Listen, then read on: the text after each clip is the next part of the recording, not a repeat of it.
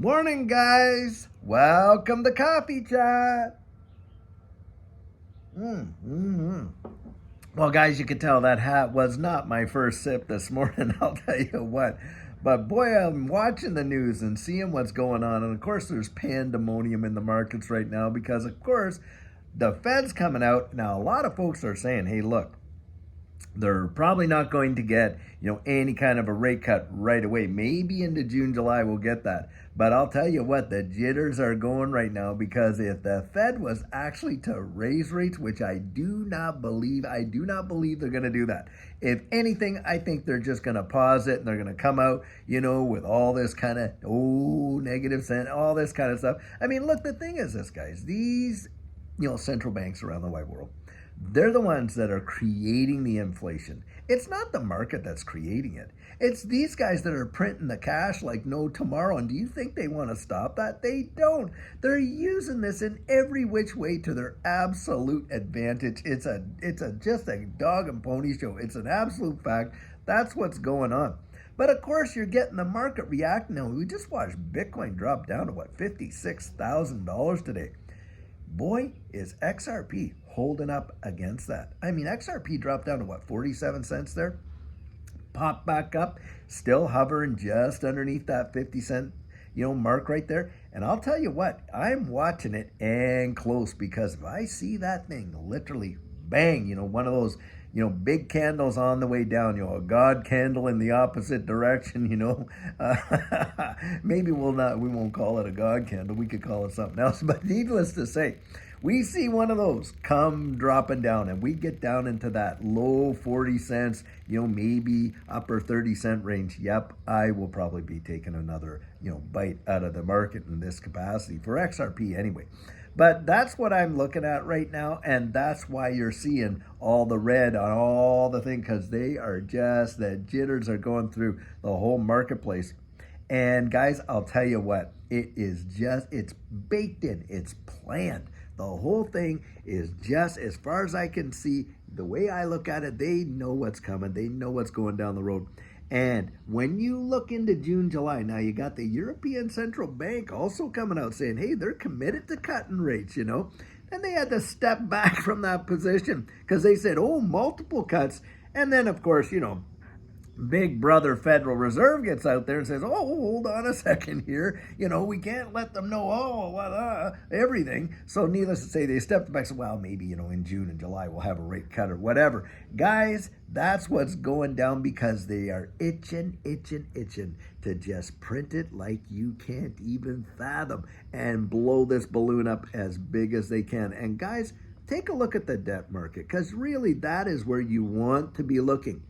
That is the beginning and the end of all of these markets. And when you look at that and you're watching, the Treasury is out there. Janet Yellen's out there doing a buyback on a lot of these bonds and things like that. Well, where does the Treasury get the money to do that? Well, come on. They get it out of the Federal Reserve. And where does the Federal Reserve get it? Well, they punch a few numbers into the computer and out it comes. Why? Because they're pulling it from our future or our kids' future or our grandchildren's future. That's exactly what they've been doing all along. Do you think they have like some secret, vault where they just go in and keep just taking cash out? No, they just create it as they need it and into the billions and billions and billions, moving right into the trillions and trillions and trillions. You look at the debt clock.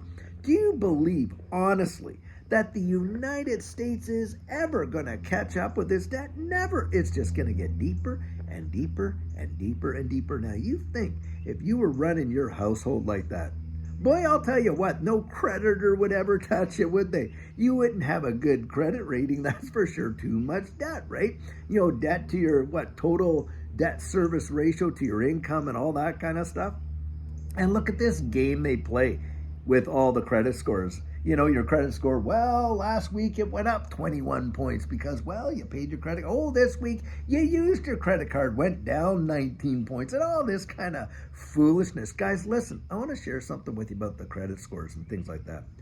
It is a system that they have created, of course, to assess and adjudicate risk, right? But there's many more factors that go into this. But the deal is this. It's only good for the ability for you to go out and get in debt. Boom. A credit score is not an integrity score.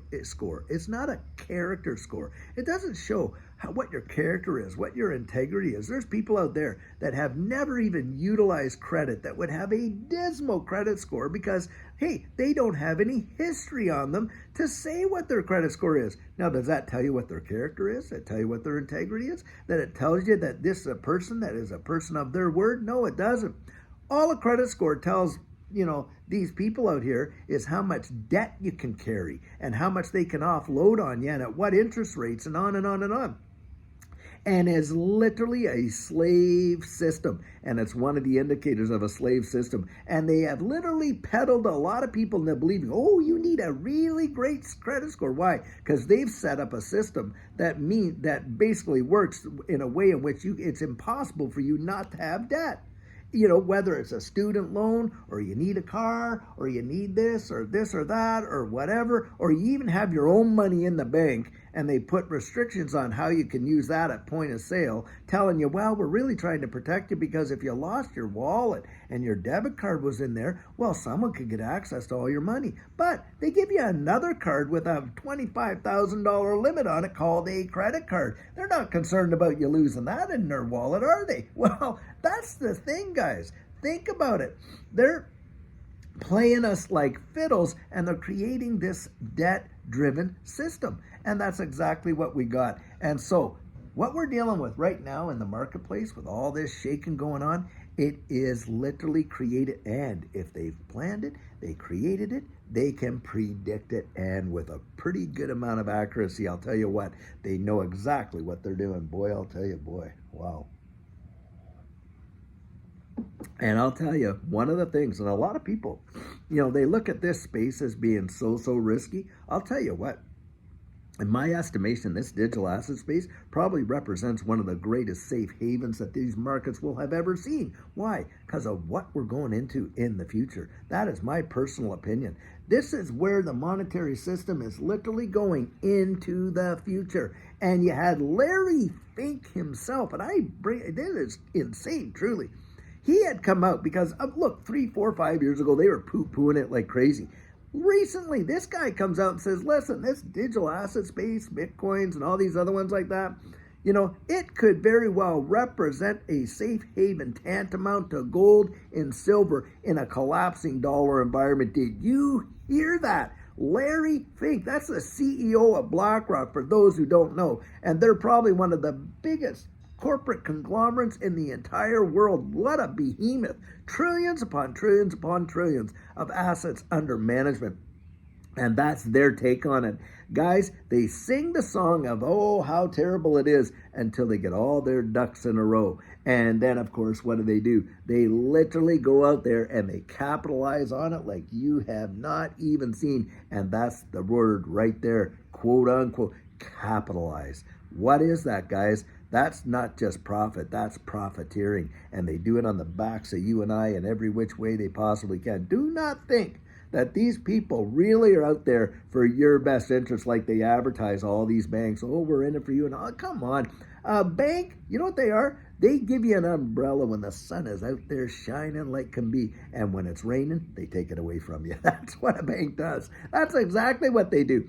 And the next big failure, and by the way, guys, I absolutely do believe, and I have one in mind that I'm thinking about, a major bank in the United States that I believe has the potential to totally collapse, literally totally collapse, and it'll be a cascading effect, and it's a big one. And I'm telling you guys, you just watch and see all these regional, mid-sized, smaller banks that are falling apart and falling down. They've known this for a long time, and don't kid yourself.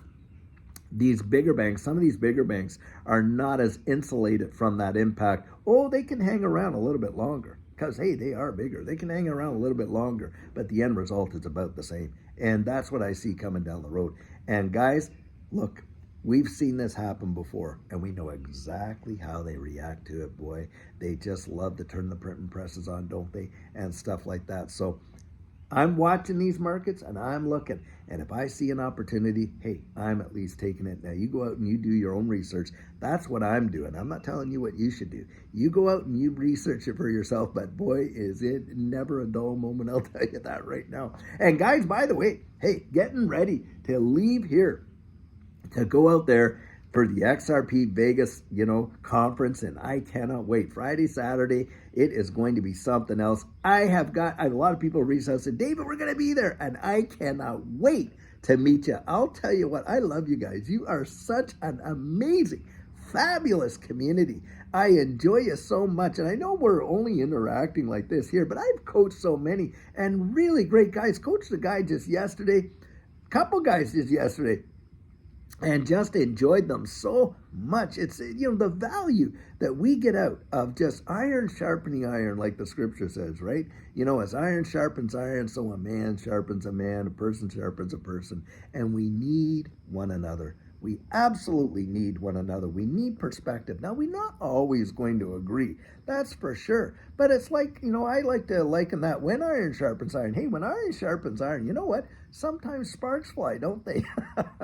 And when a person's out there sharpening another person, hey, you're not always going to agree. And that is okay. We don't want to just have people patting our back all the way on the road to hell. That's for sure, right? You want a friend is somebody that's going to come alongside and say, hey, you might want to think about this. You might look down the road a little bit.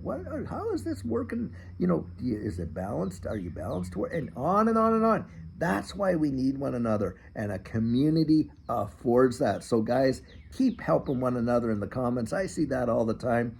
Keep reaching out, stuff like that, because there's such value in it, and you are the greatest and the best community in all of crypto. I genuinely believe that, and I mean it from the heart. I'll tell you what. Well, guys, until later on today, and we really are hoping to have a great video for you, because tomorrow morning is when we're flying out, so I'm hoping to get one out tonight. That's the plan, at least. And guys, we will keep you posted while we're in Vegas doing shorts and things like that. So if you can't attend, we're going to try our best to kind of give you a great taste of it and all that kind of stuff. So guys, until later on, have a fabulous one and take care.